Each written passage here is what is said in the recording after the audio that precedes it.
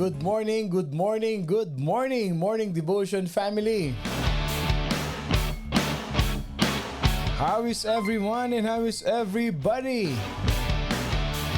I hope and pray na lahat tayo ay nakapagpahinga ng maayos, nakatulog ng mahimbing kagabi because today is another day that the Lord has made. We will rejoice and be glad in Him. Kamusta? Magandang umaga. Gising. Mapagpalang araw sa lahat ng mga anak ng Diyos. Magandang gabi dyan sa Pilipinas, sa Middle East, mga kapatid nating OFW dyan sa Hong Kong. Magandang gabi sa inyong lahat. Yung ating mga kapatid dyan sa Europe, sa France, sa Italy, sa Spain, sa Germany, magandang hapon!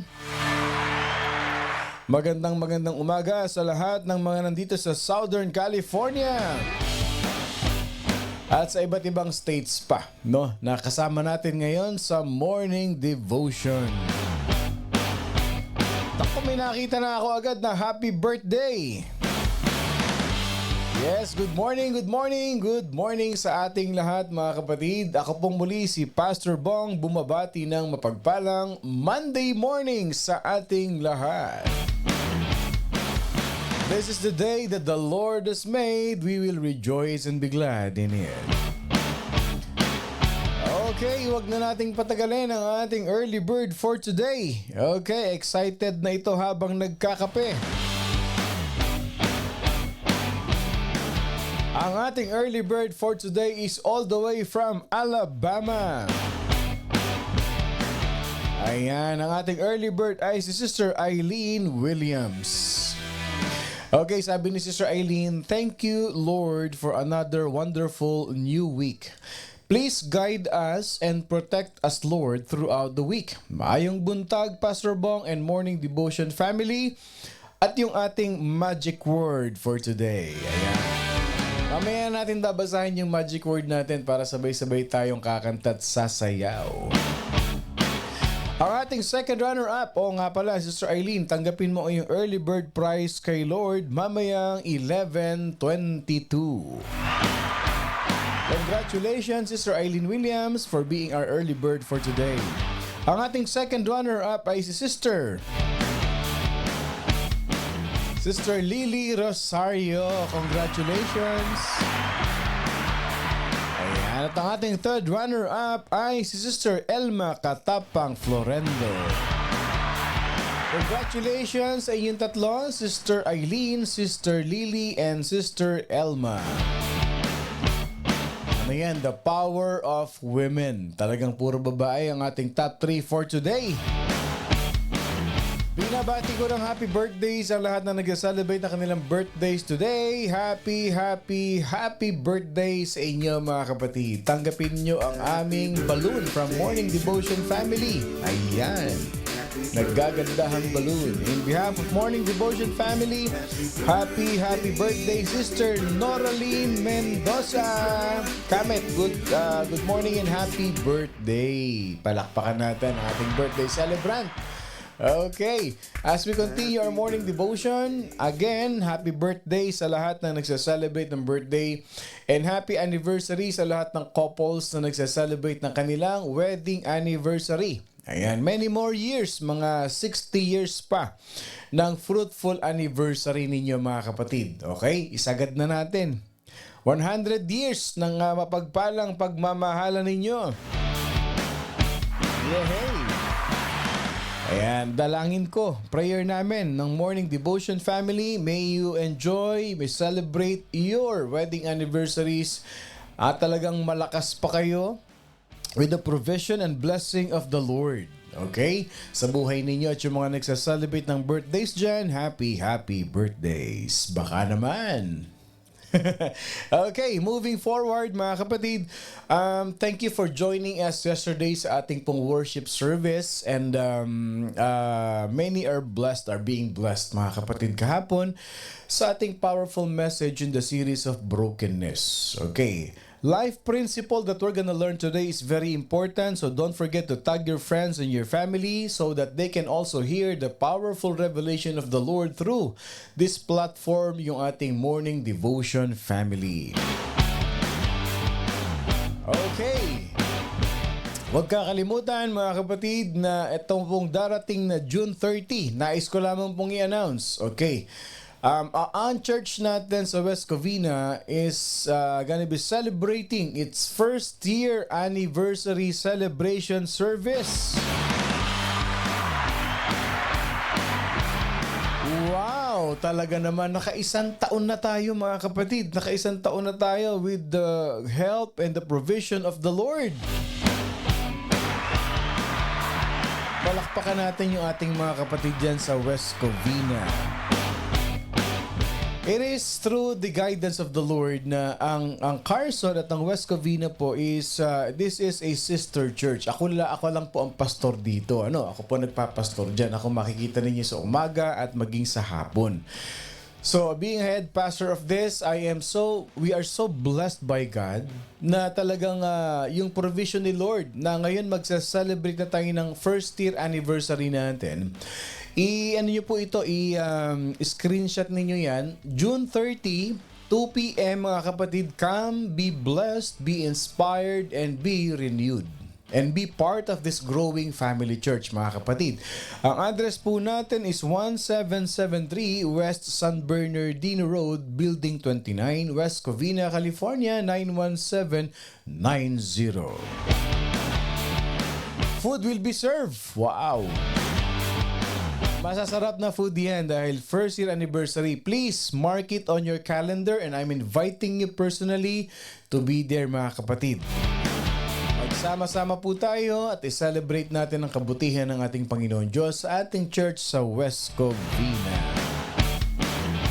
Invite your friends, tag your family and friends for our morning devotion so that they can also hear the powerful lesson for today. At sabi nga ng ating early bird for today, mahal na mahal kita Panginoon kailanman. Hindi kita papalit.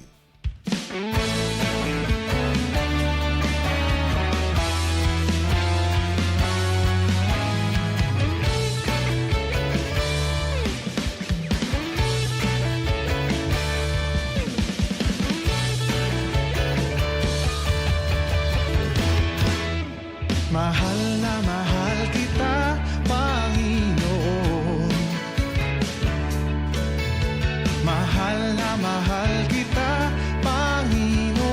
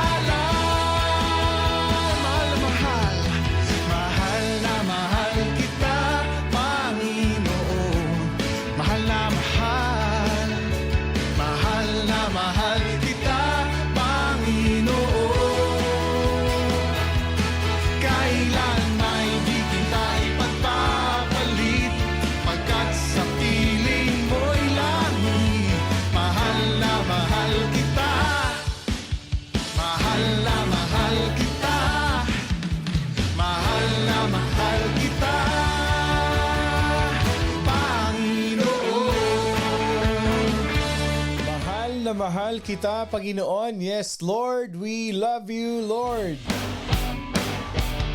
Lahat ng nagmamahal sa Panginoon, palakpakan.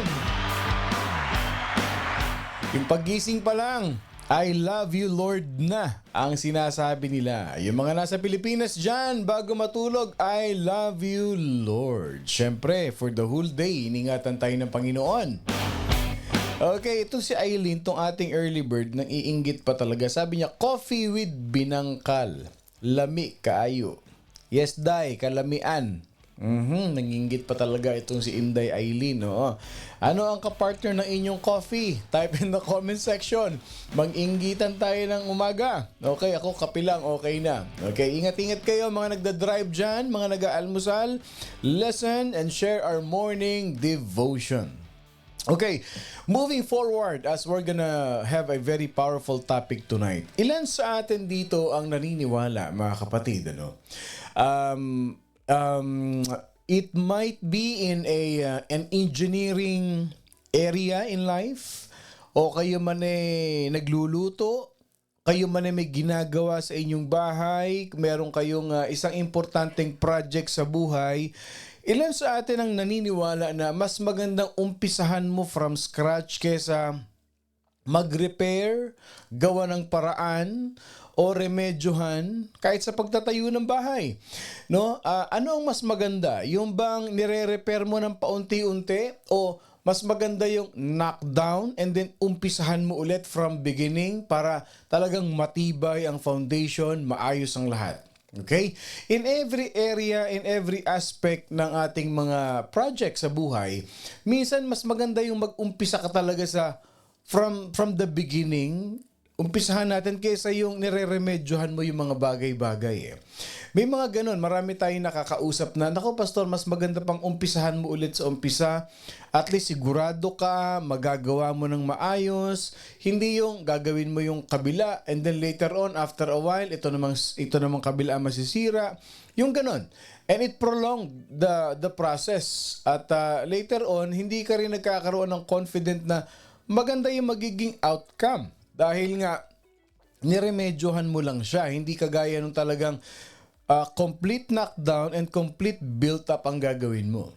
No? Ilan sa atin yung merong ganong klase ng pananaw sa buhay na sa bawat gagawin natin, mas sigurado yung from the beginning, alam mo na yung foundation, alam mo na kung paano umpisahan dahil confident ka, no? Na yun talaga ang nangyayari. And that is the focus of our topic sa buhay natin ngayong umaga na ito as we continue our series, yung ating tinatawag na life principles. No? Minsan, ang buhay parang isang project. Yeah. Na kailangan nating tutukan, kailangan umpisahan ng mabuti. Tandaan ninyo, pag tama ang hinahanap, tama ang masusumpungan. Kung minsan, yung mga choices na nagagawa natin, nagkakaroon ng maling desisyon that somehow parang gusto mong i-reset ulit, parang gusto mong ulitin ulit eh. Parang I'd like to start from scratch na parang ayokong maulit itong ganitong klaseng pangyayari sa buhay ko. Meron tayong mga ganong perspective, no? May ganon na pangyayari sa buhay natin, but somehow, itong ating matututunan today will really deepen our relationship with the Lord, at isa pa, mas magagamit tayo ng Panginoon. Mas magiging effective, mas magiging accurate, mas magiging katanggap-tanggap sa Panginoon Diyos kung susundan natin itong life principle na pag-aaralan natin ngayong araw na ito. Kaya invite your friends, tag your families, at makinig tayo mga kapatid sa napakagandang revelation na naman ng ating Panginoon Diyos na in line with our series during Sunday service. Okay? So, mag-aawit tayo ng worship song, but prior to that, you can type your prayer request in the comment section, and trust this, believe in your heart na after ng worship song natin, ipagpe-pray natin yung inyong mga prayer request. We're gonna pray in general. You can also type in the comment section. Hindi naman not necessarily na i-mention mo yung pangalan, but if you want to mention the names, why not? Sabi nga ng Panginoon, be specific in prayer. But if you want is Oh, Pastor X, in baking, follow the recipe. Example, in baking nga daw. O yan, follow the recipe, sabi ni Nanay Nida.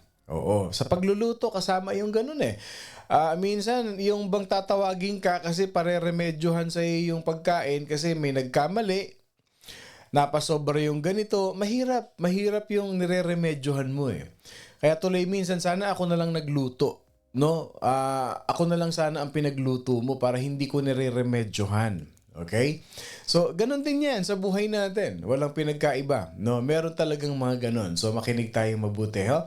So, yung prayer request natin, i-type in the comment section and we're gonna pray for it right after yung ating tinatawag nating worship song. Okay? So, let's prepare our hearts at ibigay natin sa ating Panginoon Diyos yung lahat ng ating mga hinaing sa Kanya, panalangin natin, and trust in the Lord that He will answer our prayer. Let's give thanks to God. Kay buti-buti mo, Panginoon,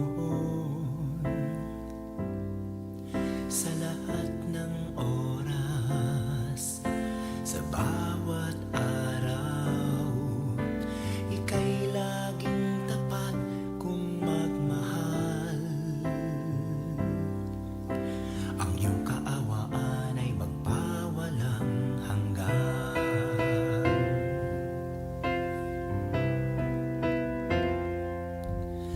Kay buti-buti mo, Panginoon, sa lahat ng oras, sa bawat araw, ika'y laging tapat kung magmahal.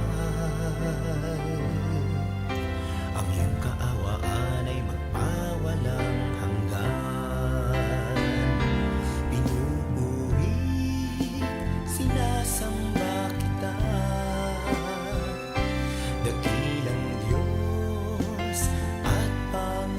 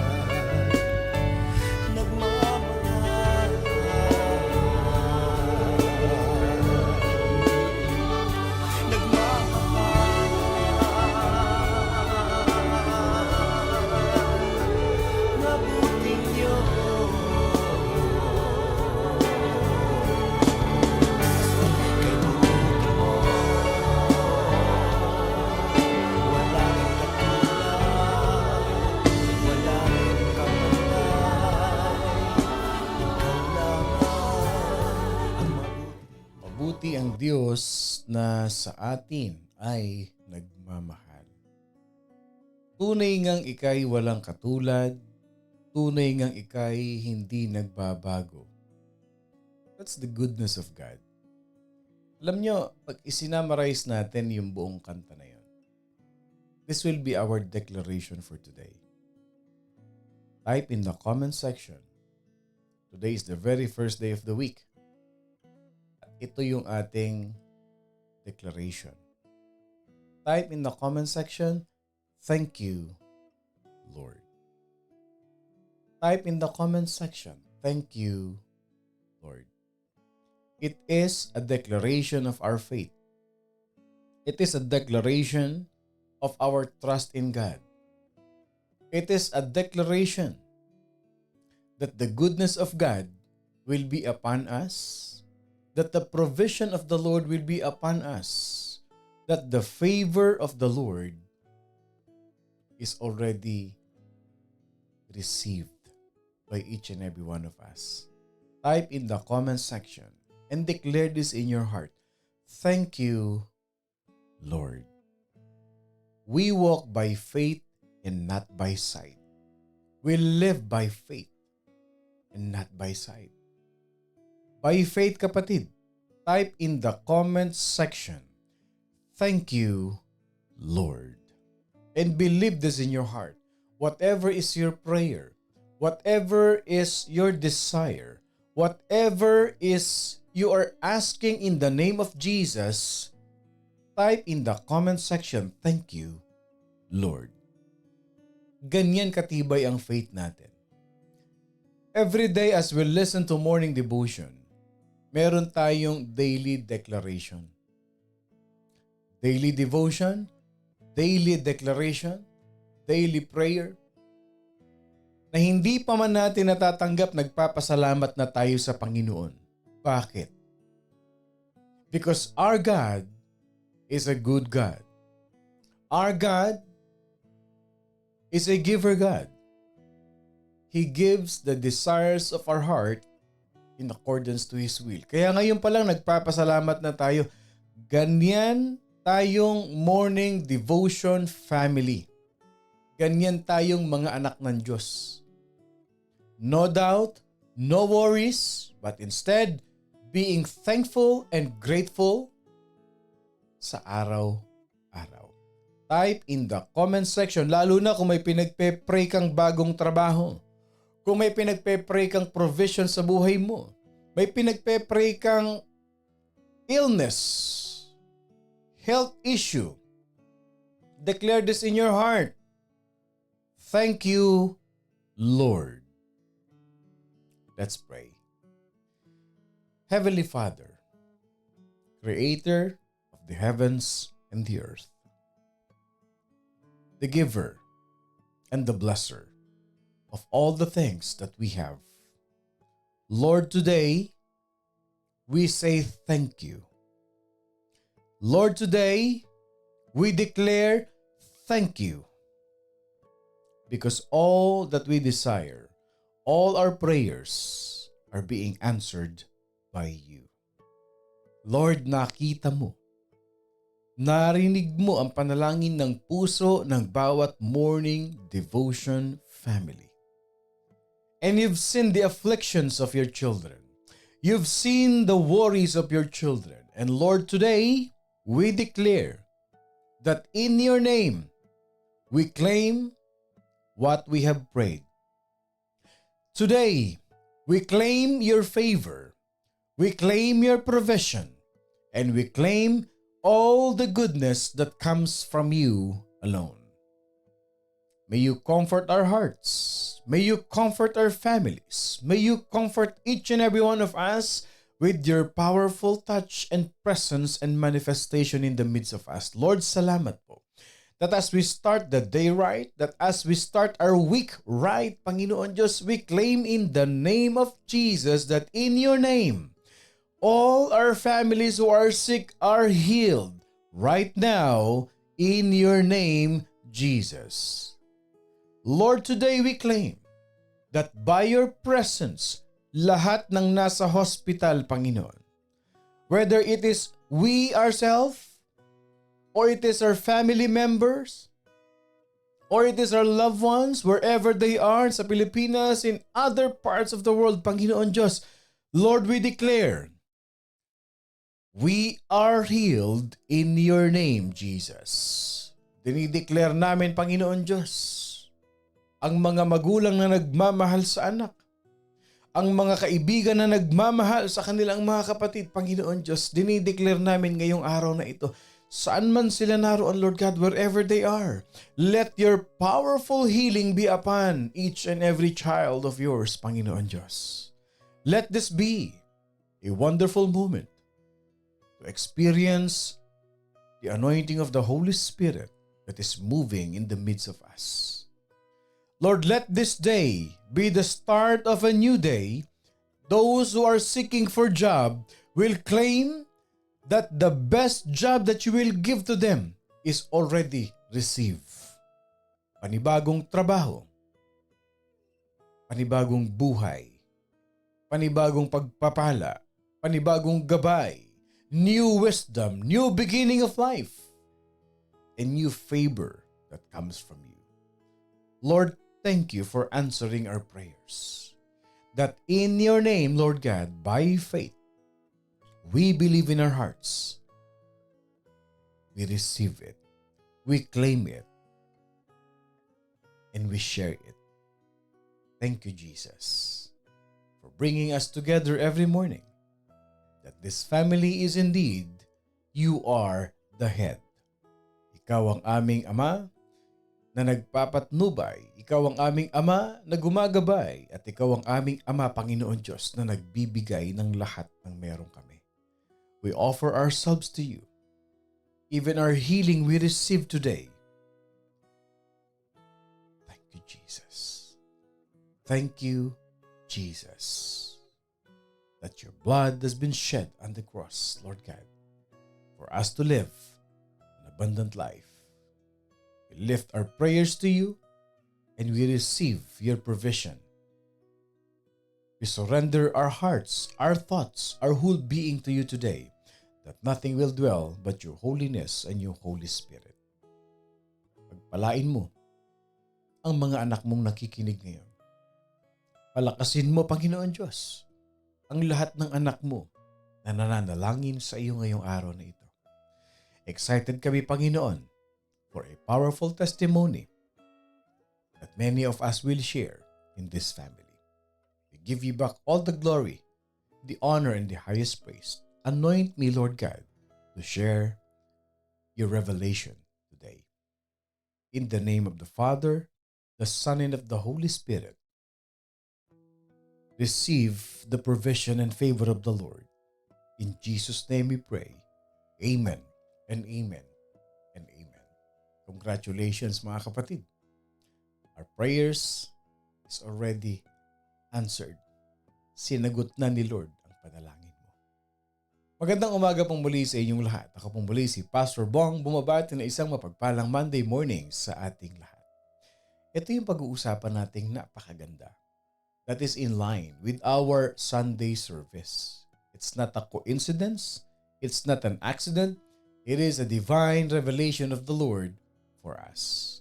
The topic for today, brokenness is God's requirement for a maximum usefulness. Again, brokenness is God's requirement for a maximum usefulness. That is our life principle for today. And we're going to read from the book of Jeremiah, chapter 15, verse 19. Therefore, thus says the Lord, if you return, then I will bring you back. You shall stand before me.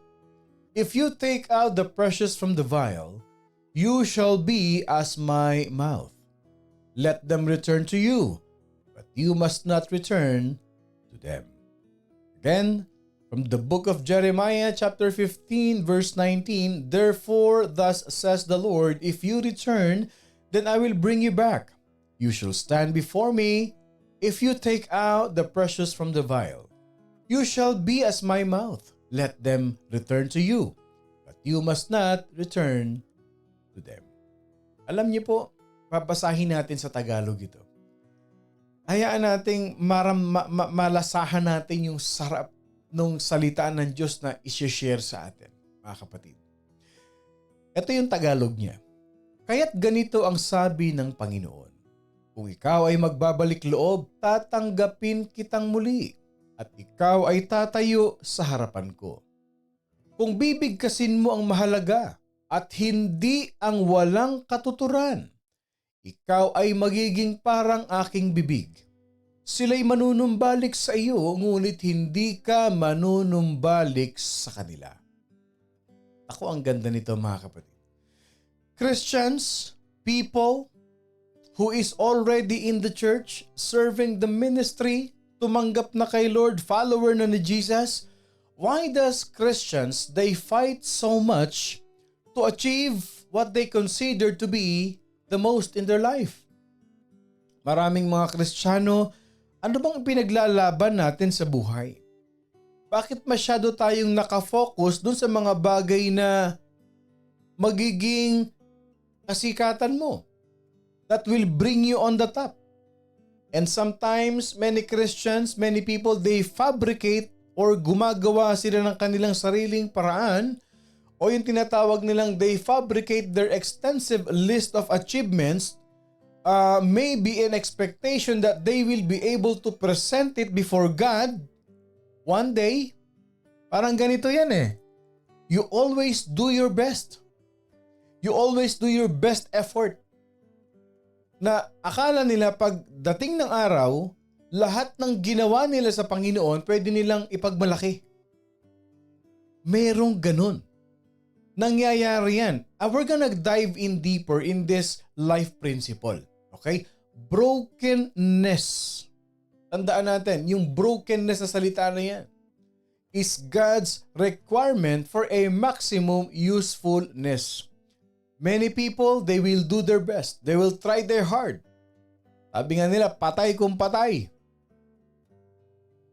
Just to do your best. Tandaan natin, mga kapatid, we cannot approach the throne of God at pwede mo sabihin, Lord, tignan mo yung ginawa ko sa iyo. Oh. Ito, oh.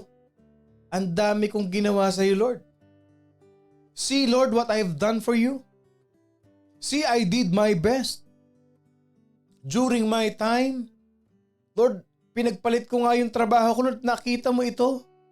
Lord, nakikita mo ba kung anong ginawa ko sa iyo, Panginoon? Many Christians, that is their thinking. Pero tandaan nyo ito, mga kapatid. God never accept us on the basis of what we have done. But He receives us because of what Jesus Christ has done on the cross. What Jesus Christ has well done on the cross. Yun ang katotohanan. Hindi tayo tinatanggap ng Panginoon Diyos. God is not accepting us because we shared more than the other people. Hindi tayo tinatanggap ni Lord kasi mas marami tayong iginugugol na oras, sinasakripisyo, hindi natin pwedeng ipagmalaki ang kay Lord. We cannot boast in God. Hindi tayo pwedeng magmayabang kay Lord. No, that's totally wrong. God will never accept us on the basis of how many accomplishments that you have done. God always sees us, God always accepts us because of the blood of Jesus Christ. Ephesians 2, balikan natin ang napakagandang principle ng ating pagkakristyano. Ephesians 2, verse 8 to 9. For by grace you have been saved through faith, and not of ourselves, it is the gift of God, not of works. Lord, di ba karapat dapat naman talaga akong ma-save kasi Lord, ako halos ang nag-donate niyan. It is my resources. That's why the church has been established. Look what I've done, Lord. Hindi ka pwede magmalaki kay Lord. Baka balikan ka ni Lord. Kanino galing yan? On whose account? Yang nasa savings account mo, sino ba may-ari niyan? At pwede mong sabihin sa akin na, Lord, kita mo yung binigay ko sa iyo, ha? Yung ginawa ko sa... No. That is why the Lord gives us an instruction to stop what? Sabi ni Lord, stop depending on what we can accomplish, but start to rely upon me. Not your works, not your strength, but by the Holy Spirit that helps us to accomplish such things in life. Tignan ninyo ha, bigyan ko uli kayo ng verse. Proverbs 3, verse 5 to 6. Trust in the Lord with all your heart and lean not on your own understanding. In all your ways acknowledge Him, and He shall direct your paths. Hindi natin pwedeng ipagmalaki kay Lord. Kahit pa sabihin mong, Lord, 17 years, 20 years, 50 years na akong Christian, Lord, and I have done a lot of things in your kingdom, Lord God. Of course, that will not be in vain. Pero we cannot boast it. Hindi ko sinasabing wag nating ituloy yung ginagawa nating mabuti para sa simbahan. Pero ang point ko dito is this. We cannot boast from God. Hindi nating pwedeng ipagmalaki yung kay Lord. Alam mo, dapat ang mindset ng Kristiyano, kagaya ni Paul. Habang tumatagal tayo sa ating pagkakristyano, lalong lumiliit yung tingin natin sa sarili natin sa harap ng Panginoon. That's true. Ang nangyayari kasi ganito eh. Habang tumatagal ka sa church, habang tumatagal kang Kristiyano, dumadami alam mo, lumalaki rin ang ulo mo.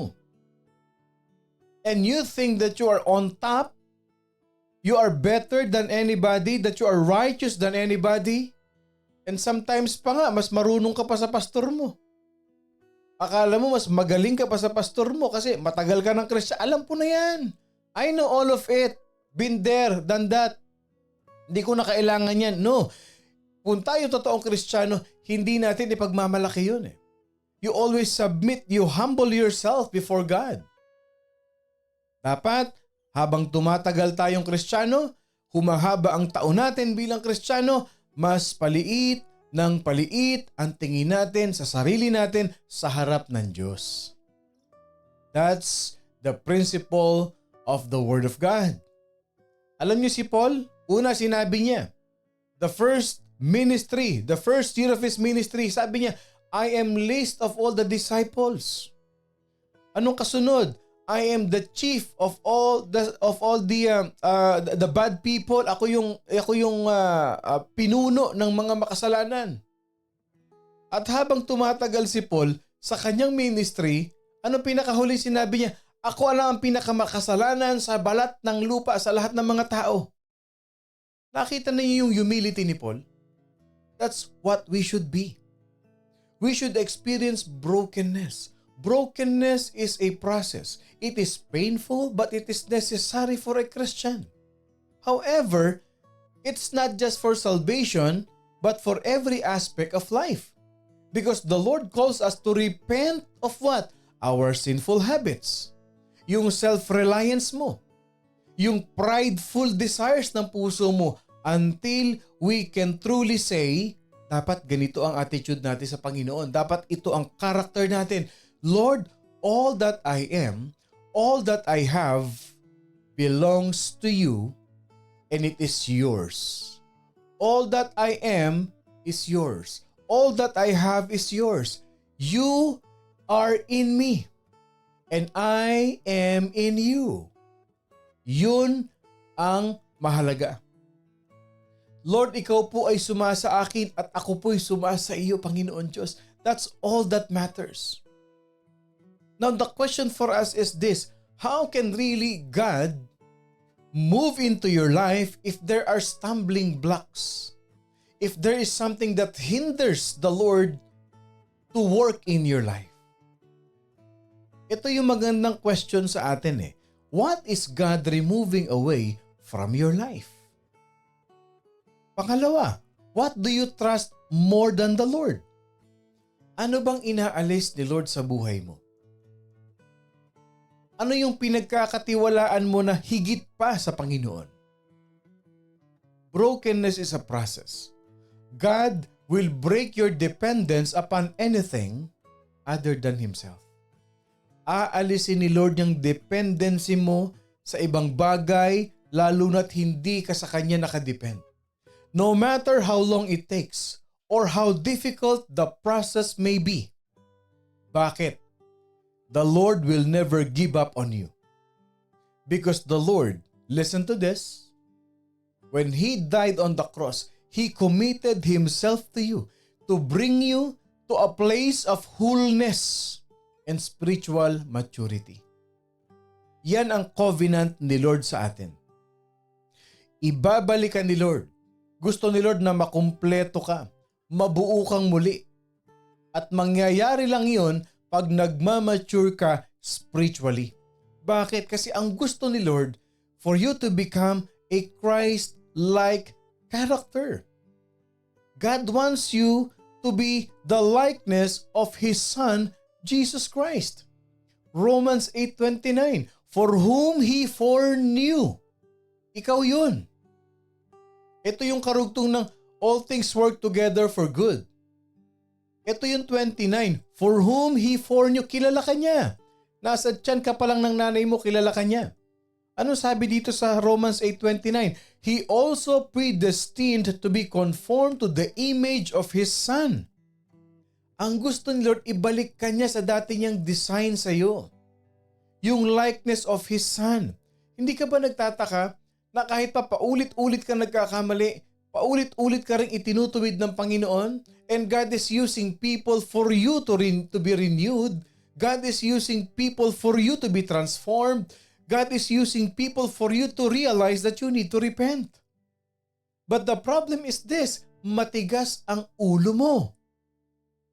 God wants you to be the likeness of His Son. Bakit? Bakit? So that He might be the firstborn among many brethren. Ang tawag doon, spiritual maturity. Maging panganay ka. Sa lahat ng mga Kristiyano, mag-mature ka. Ulitin natin sa Tagalog. Sapagkat ang mga nakilala niya nung una pa, ay itinalaga naman niya na maging katulad sa larawan ng kanyang anak. Upang siya, tayo, na binabago ng Panginoon, ang maging panganay sa maraming magkakapatid. Saan ka nakakita ng panganay ng ugali parang bunso? Saan ka nakakita na panganay kang kapatid pero ikaw pa yung pasaway? Marami yan. May kilala ba kayong ganyan? Sino dito yung ikaw yung bunso pero ikaw yung tumatay yung panganay kasi yung panganay nyo irresponsable? Hindi ba ang pangit tignan? Saka nakakita ng magkakapatid ko, sino yung panganay? Siya pa yung sakit ng ulo. Nakikita ninyo? Kaya sabi ni Lord dito, kinumpara niya upang siya ang maging panganay sa maraming magkakapatid. It's a positive connotation. It's a positive message. Ibig sabihin kung panganay ka, dapat may modeling ka. Kung panganay ka, makikita sa iyo ang maturity. Same thing in our faith. Matagal ka ng Christian, dapat matured ka. Pag matagal ka ng Christian, dapat ikaw yung unang humble, hindi ikaw yung unang hambog. That's the meaning of it. Hindi nyo ba napansin? Conform to the image of His Son. May Christ-like character ka so that you can say that you are the firstborn. Nakukuha ninyo? Kaya sa church natin, may elder, mga panganay. Kasi nakikita mo yung kanilang maturity sa Panginoon. Nakikita mo yung transformation, nakikita mo yung humility. Kaya may mga leader tayo sa church. Paano ka magiging leader kung sakit ka sa ulo? Paano ka magiging leader kung pasaway ka? Paano ka magiging leader kung may spirit of rebellion ka? Hindi ka panganay. Sa tingin niyo ba in a family, bibigyan mo ba ikaw yung panganay?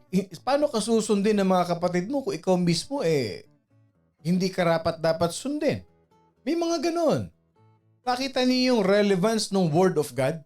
Maturity, becoming the firstborn. Same thing in life. Why?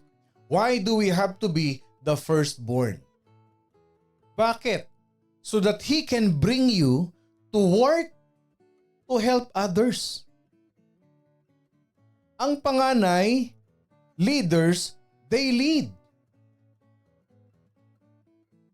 They lead.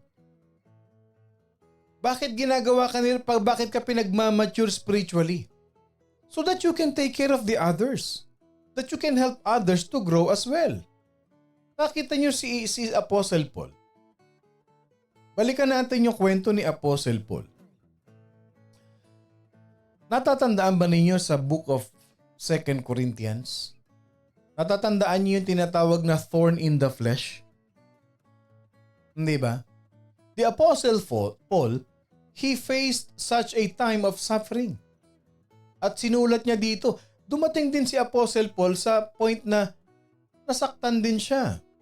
Nag-suffer din siya. Nagkasakit siya. Ano sabi ni Paul? I implored the Lord 3 times. I plead the Lord 3 times that it might leave me. Nanalangin ako sa Panginoon. I prayed to God na nagmakaawa ako sa Panginoon Diyos na 3 beses ako nag-pray sa Lord. I plead to the Lord 3 times that it might leave me, na pagalingin ako ni Lord. Pero tignan niyo ang maturity ni Paul. Although God did not remove the thorn of the flesh from Paul, but what did God do? More than what he expected. Anong ginawa ni Lord kay Paul? He did not remove the thorn, but he helped Paul to understand that it was given to him to keep him from exalting himself and to keep him from relying on anything other than Christ. Para hindi ka mag-rely sa sarili mo, kay Lord ka lang magre-rely. Kay Lord ka lang hahawak.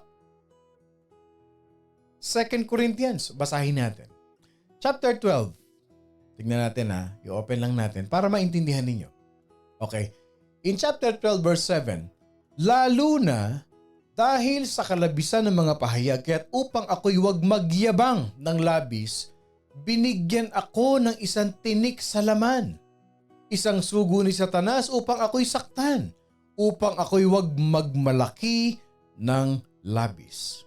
3 ulit akong nanalangin sa Panginoon tungkol dito na lumayo sana ito sa akin. Sabi ni Lord sa kanya ganito, ang aking biyaya ay sapat sa iyo, sapagkat ang aking kapangyarihan ay nagiging sakdal sa kahinaan. Ako'y lalong magmamalaki na may galak sa aking kahinaan, sabi ni Paul, upang ang kapangyarihan ni Kristo ay manatili sa akin. Tuloy natin. Kaya alang-alang kay Kristo ako'y nasisiyahan sa mga kahinaan.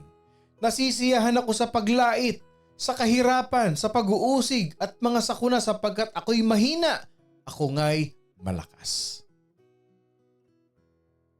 Ano sabi dito?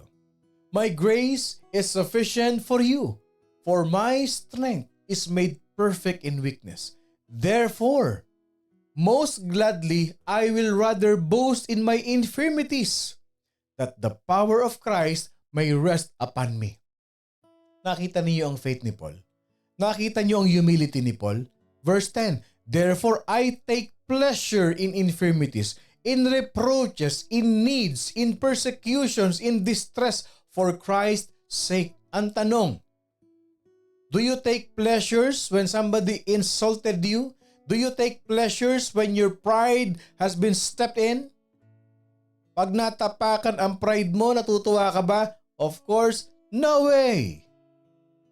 No way. Hindi nasunod ang gusto mo? No way. Galit-galit tayo. Nasaan ang brokenness mo? Nasaan ang brokenness mo? The Apostle Paul himself ang nagsabi, alam nyo, laitin nyo ako. Huwag nyo akong pansinin. It's okay, I take pleasure. Bakit? Si Christ pinapansin ako. Si Lord pinupuri ako ni Lord. Si Lord minamahal ako. Laitin nyo man ako, hindi man ninyo i-appreciate, hindi man ninyo pahalagahan, ang alam ko, mahalaga ako kay Lord. Yun ang faith. Yan ang tunay na Kristiyano. You break yourself.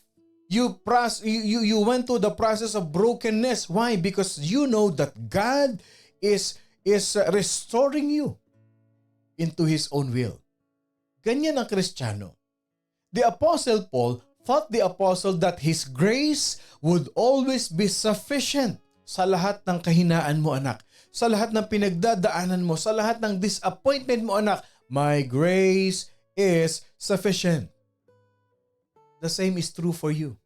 Whenever you experience brokenness, God's grace can sustain and can mature your life. Alam niyo ang pinagkaiba niyan? Maraming tao kasi nasanay sa ganito eh. No? Kaya minsan wala tayong katahimikan ng puso natin eh. Bakit? Pinapamper nyo kasi yung emotions nyo. Pinapamper nyo. Tandaan ninyo mga kapatid, the love of God is not a pampering love. Our God is perfect. His words are perfect. Ibig sabihin, His love for us is perfecting love. Same thing sa pagmamahal ng magulang sa anak. Bakit mo pinapalo ang anak mo? Hindi mo trip. Hindi mo gustong saktan ng anak mo. Gusto mo maging matino, gusto mong bumait, gusto mo maging maayos ang anak mo, kaya mo pinapalo, kaya mo dinidisiplina. Ganon din si Lord sa atin. Kasi bakit natin pinapalo ang anak natin? So that we can break the bad habits. So that we can break the bad attitudes. Tama, mali? How many of you will agree na isang matinong magulang, kaya mo pinapalo yung anak mo, is for them to break the bad attitudes. For us to help them to break the bad habits. Hindi ba? Yung mga bad habits ng anak natin, kaya nyo pinapagalitan, kaya minsan napapalo sa puwit. Para magtanda, para matuto. Hindi mo naman sasabihin, anak, pinalo kita kasi trip ko lang. Gusto lang kitang paiyakin, hindi eh. Sinasabi mo ganito, anak, alam mo ba kung bakit kita pinalo? Kasi mahal kita. Gusto ko mawala sa iyo yung mga bad habits na yan. Do the other way around. Do the other way around. May mga magulang ganito eh. Tuntua pa pagka gumagawa ng kalokohan yung anak. Ano mangyayari? Pinapamper mo? Ikaw rin na magsisisi niyan bandang huli. Parang ganito yan. Nay! Grabe, Nay. Nakatipid ako ng pamasahe ko. Bakit? Nag 1, 2, 3 ako sa jeep. Kaling ng batang ito, manang-mana ka sa akin ah. O paglaki niyan, hindi lang magwa 1, 2, 3 sa jeep yan. Pati ikaw, iwa 1, 2, 3 na rin yan. Ganun ang disiplina. Same thing in the church. Same thing in the family. Same thing with God. You have to experience brokenness, mga kapatid. Whenever you experience brokenness, whenever your child experience brokenness, he learn na mahal mo siya. He will show you how to give up your confidence on your worldly forms, on your worldly security, and God will teach you how to rest in His wonderful provision and love. Same thing, anak, magulang. Paglaki mo, kahit pagalitan nung lola yung apo, hindi mo kokontrahin. Matutuwa ka pa. Nay, salamat ha, tinutulungan mo ko disiplinahin yung anak ko. Dahil natuto ka eh. Hayaan mo disiplinahin ni nanay. Ganyan din kami ng mga bata. O, tignan mo kami ngayon. Naging masunurin, naging mapagmahal kami. Hayaan mo. Alam ko yung ginagawa ni nanay. Alam namin na mahal niya kaya niya dinidisiplina yung mga bata. Alam niya kasi may pagmamahal siya. God is teaching you how to rest on what? His provision and His love for us. In that way, ano nangyayari sa atin? You grow in the likeness of Christ. So that we can be prepared for future servanthood natin. The big question for us again, what is God removing away from your life? O si Peter naman ang basahin natin. 1 Peter chapter 4, 12 to 13. At the fiery ordeal among you, which comes upon you for your testing, sabi dito, some strange things were happening to you. But to the degree that you share the suffering of Christ, keep on rejoicing, so that also at the revelation of His glory, you may rejoice with exultation. May mga nagre-request talaga sa atin, gusto nila yung Tagalog Bible, babasahin natin. O sabi ni Peter ha, mga minamahal, huwag kayong magtaka tungkol sa mahigpit na pagsubok na dumarating sa inyo upang kayo'y subukin. Nawaring may isang katakatakang bagay na nangyayari sa inyo. Hindi ba talagang nangyayari sa atin yan? First time akong ginanito ha? First time nangyari sa akin ito. This is new in me. Kino-correct ako, dinidisiplina ako. No way. Pagsubok yan eh. Alam niyo ang disiplina? It is a challenge for us. Pagsubok sa atin yan. Anong response? Anong response ng isang Kristiyano na gustong lumago? 13. Kundi kayo'y magalak, yamang kayo'y nakikibahagi sa mga pagdurusa ni Kristo upang kayo man ay matuwa at sumigaw sa galak kapag ang kaluwalhatian niya ay nahayag. Discipline brings maturity to us. Keep this in mind. God will use people for you to have brokenness in your life. God will use your pastor. God will use your wife. God will use your husband. Kaya huwag ka magtaka. Sa dinami-dami ng mapapangasawa mo, siya pa. May purpose si Lord. Maaring yung asawa mong makatulong sa iyo para maalis ka sa mga bisyo mo nung binata ka. Maaring yung asawa mo ang makatulong sa iyo para matuto kang sa buhay. Ganun yan eh. God always uses people. Keep in mind that God uses brokenness to deepen your understanding in 3 ways. Talaga mawawala yung mga 1, 2, 3 ni Pastor, ano? Meron. 3 bagay na dapat nating maintindihan. Bakit tayo dumadaan sa brokenness? Para lumalim yung ating pananaw o paniniwala na bakit dumadaan, ba't kailangan yung pride ko mabiyak, ba't kailangan akong disiplinahin ng Panginoon, bakit ako dumadaan sa ganito na feeling mo aping-api ka na. Isa lang ang tignan mo. Kung feeling mo aping-api ka na, feeling mo hurt na hurt ka na, and you tend to give up, tignan mo si Jesus. Sino ang mas masakit na naranasan sa inyo? Ikaw o si Jesus? Pride ito. Bakit? Kung pinairal ni Jesus yung pride niya, anak ako ng Diyos, hindi niya ba alam kung sino ako? Pwede ko yung paulanan ng kidlat dito ngayon. Binugbog niyo ako. Sinugatan niyo yung ulo ko. Winasak niyo yung likod ko. You destroyed my back. I suffered this. Ni-humiliate ninyo ako. Ano pa? Tingnan natin. Sino mas masakit ang dinanas? Ikaw o si Jesus? Tapos ikaw, natapakan lang yung pride mo. Hindi ka lang napansin. Hindi ka lang nagawa ng ganito. Hindi ka lang napakinggan. Abay, galit na galit ka na. Feeling mo aping-api ka na. That's not right. The discipline of the Lord in a process of brokenness will deepen your understanding. Number 1, you gain a new perspective of what? Of His mercy, of His provision, and you learn to depend on Him more. Yan ang number 1. Nagbabago yung perspective. Ano yung perspective? Nagbabago yung pananaw mo. Sa awa at sa habag ng Panginoon. Nagbabago yung pananaw mo kaya ka dumadaan sa brokenness is because God wants to give His provision to you. And God wants you to learn to depend upon Him. Kay Lord ka magtitiwala. Lord, na-disappoint man ako ng tao pero I trust you. And I believe in my heart that this is part of my spiritual maturity. That God wants me to grow. Pangalawa, why does God allow the brokenness in life? Para tayo lumalim, to develop a more complete comprehension of yourself. Yes, para mas lalo mong makilala yung sarili mo, ay oo nga mali pala talaga yung ugali ko na yun. Oo nga pala ito pala talaga yung dapat kong baguhin. Buti na lang dinisiplina ako. Buti na lang tinuruan ako. You develop a more complete comprehension of yourself. Maraming tao ang dali magsalita sa iba. Pero yung sarili nila hindi nila kilala. May kilala ba kayong ganyan? May kilala ba kayong ganyan?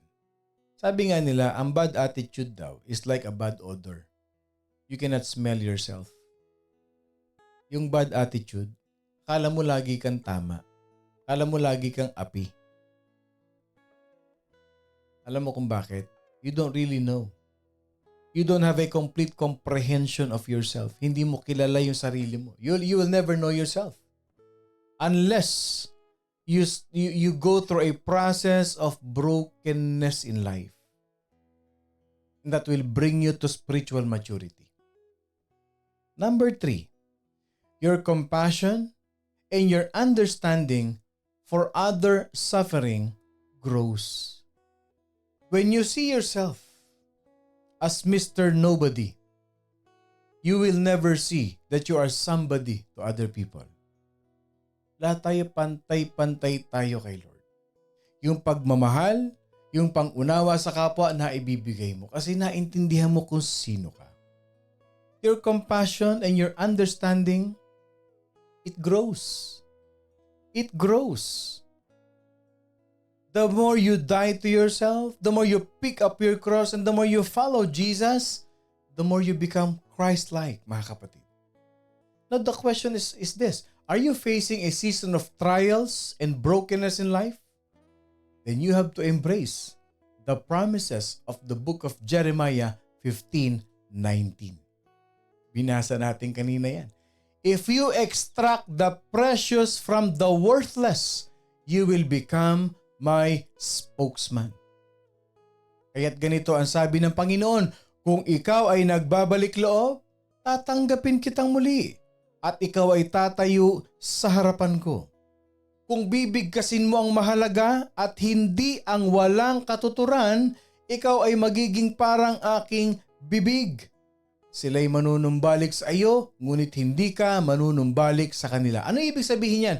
Repentance. Brokenness leads to repentance. You break yourself, tanggalin mo yung mga unnecessary spirit sa katawan mo, go into the process of brokenness, die yourself, pick up your cross, follow Jesus Christ. Anong gagawin sa hindi, Lord? Ikaw ay magiging parang aking bibig. Si Jesus Christ, kahit matindi yung pinagdaanan papunta sa cross, hindi nagreklamo. Hindi nagreklamo. Hindi niya pinagsisigawan yung mga Roman soldiers. No. Wala siyang sinabi. Ano sabi ni Lord? Father, forgive them, for they do not know what they do. Bago tayo magreklamo sa buhay, bago tayo mag-complain, mag-grumble, o kung ano man ang pinaggagawa natin, look at Jesus. Look at Jesus. That is, if you trust in God and learn from the Lord through your trial, He will reveal Himself to you. He will work through you in wonderful ways. The Lord has one goal in mind for our brokenness. Bakit tayo dumadaan sa brokenness? For us to become spiritually mature. If we are spiritually mature, then spiritual victory is at hand. Pero entertainin mo yung mga negativity sa utak mo. Hindi ka magmamature. And you will never fulfill the will of God, the purpose of God in your life. Ang mangyayari sa'yo, every time na masanggi ka, every time na hindi ka iniiwasan mo ang brokenness, iniiwasan mo ang disiplina, you will never become mature. That's it. That's it. And you will never gain spiritual victory. Therefore, as we end, be confident that Jesus Christ can take your weaknesses and that weaknesses can be turned into strength, that weaknesses can be turned into hope, and that weaknesses can be turned into honoring the Lord Jesus Christ. Be like Paul, the humility of Paul. He experienced brokenness. All of us, nag-experience tayo niyan. But the question is, are you willing to get rid of that thing in your life that God wants to remove from you? Yan ang tanong sa atin. Let that be a reflection. Lord, bakit ako dumadaan dito? May inaalis ka sa buhay ko. It's either you accept it or you run with it. Gusto mo ng spiritual maturity? face it with courage and trust the Lord. Lord, I trust you. Ito yung process mo sa buhay ko kasi may plano ka. That's for you to deal with the Lord. I hope and pray that there's a powerful lesson for us today that we can really apply in our spiritual life. God will help you and God will lead you. Let us pray. Heavenly Father, thank you for this wonderful day that you've given us.